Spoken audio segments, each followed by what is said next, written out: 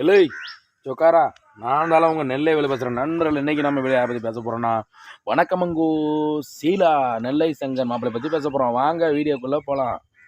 அப்புறம் வணக்கமங்கோ சீலாமா, உங்ககிட்ட ஒரு நல்ல சந்தோஷமான விஷயத்த ஒன்று எதிர்பார்த்தேன். அதே மாதிரி ஒரு சங்கடமான விஷயம் இருக்குது. அது கடைசியில் நம்ம என்னென்னு பேசுவோம். அது எல்லாம் கொஞ்சம் ஃபுல்லாக பாருங்கள். அப்புறம் சீலாமா, ரொம்ப சந்தோஷமான பதிவு என்னென்னா, நம்ம குட்டி வணக்கமங்கோ செல்லக்குட்டிக்கு வந்து பேர் வைக்க போகிறீங்க.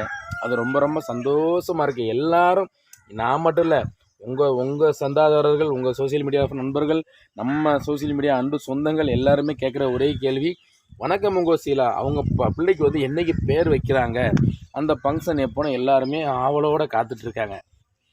இல்லை ஒரேடியாக குட்டி வணக்கமோன்னு பேர் வச்சுட்டீங்களா அப்படின்னு எல்லோரும் கேட்குறாங்க. ஏன்னா அவங்க இனிமேல் வேறு பேர் வச்சா கூட அந்த பேர் வாயில் வருமானு தெரியாது. ஏன்னா குட்டி வணக்கமுங்கன்னு அந்த பேர் பொருத்தமாயிருச்சு குழந்தைக்கு. அதனால் அந்த பேரை வச்சுட்டு எல்லாம் வைக்க போயிடலான்னு கூட கேட்குறாங்க நிறைய பேர். அதே நேரம் இன்னொரு விஷயம் என்னென்னா, சீலா வந்து வளரவே கூடாது, வளர்ந்து வரக்கூடாது அப்படி இப்படிலாம் நிறைய பேர் நினைக்கிறாங்க, தேவையில்லாமல் பேசுகிறாங்க. அது வந்து அவங்களுக்கு தான். அது சீலாவுக்கு ஒன்றுமே கிடையாது. சீலாவை யாரும் அழிக்க முடியாது. ஏன் சீலாவுக்கு சொல்கிறேன் அப்படின்னா, அது ரொம்ப கஷ்டப்பட்டு வாழ்க்கையில் அடிப்பட்டு மிதிப்பட்டு இப்போ தான் ஒரு நல்ல கணவர் கிடச்சிருக்காரு நெல்லை சங்கர் மாப்பிள்ளை. அவர் கூட அழகாக குடும்பம் நடத்தி சந்தோஷமாக ஒரு குழந்தைய பெற்றெடுத்து அழகாக அவங்க லைஃப்பை ஜாலியாக குழந்தைய வச்சு வீடியோ போட்டு ஜாலியாக போய்கிட்டு இருக்காங்க.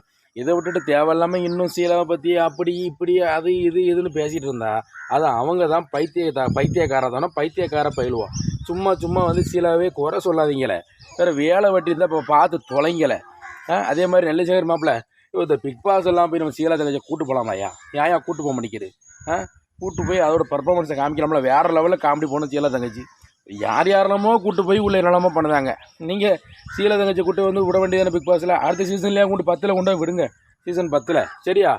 ரைட்டு மாப்பிள்ள. அதுக்கப்புறம் இன்னொன்று, இந்த ஒரு போட்டி ஒன்று வைக்கலையா? போட்டி, இந்த மிளகா போட்டி, சாப்பாடு போட்டி, அதையா வச்சியா? அட பாவியா, ஏயா என்ன சாப்பாடு கொடுத்தாலும் சாப்பிட்டீங்களாயா 2 பேரும்? நெல்லை சங்கர் மாப்பிள்ள, தங்கச்சி தான் 2 மிளகா கடிச்சிட்டு ஓன்னு கத்துது. நீர் எண்ணி 9 ரூபாட்டுக்கு 15 மிளகா தின்னுட்டு அசராமல் குத்துக்கள் மாதிரி நிற்கிது. நீர் முதையே எப்படி சாப்பிடுறது எங்களுக்கு மட்டும் எல்லாருக்குமே தெரியும். நீ சாப்பாடு பிடிச்சா நொறிக்கிறதுன்னு தெரியும். இருந்தாலும் மிளகா பறிச்செல்லாம் வேண்டாயா. மிளகா பறிச்சா, வத்தப்பொடி பறிச்சா, மண்ணெல்லி திங்கிறது, கல்லெல்லி திங்கிறது, ஆக்கங்கட்ட கெடுத்து பிடிக்கிற மாப்பிள்ள நெல்லை சங்கர். அதனால் உடம்பை பார்த்துக்கிறோம். தங்கச்சி நீங்கள்லாம் சந்தோஷமாக இருந்துட்டு வரோம். சரியா? மழைகளை வந்துட்டு பிள்ளைய பார்த்துக்கிடணும். ஆமாம், திருநெல்வேலி சைடெலாம் ரொம்ப மழை பெய்ய ஆரம்பிச்சிருச்சு. குழந்தைங்க நல்லா சொட்டுக்கிட்டு வைக்க நல்லா மூடி பத்திரமா பார்த்துக்கோங்க. பிள்ளைக்கு வெண்ணி கொடுங்கண்ணே. சரியா? ரைட்டு நண்பர்களே, உங்களுக்கு வீடியோ பிடிச்சா லைக் பண்ணுங்கள், கமெண்ட் பண்ணுங்கள், ஷேர் பண்ணுங்கள். மறக்காமல் நம்ம பேப்பர் ரெடி 242 சேனலை சப்ஸ்கிரைப் பண்ணி போய் அமைக்கிறேங்க. நன்றி, வணக்கம்.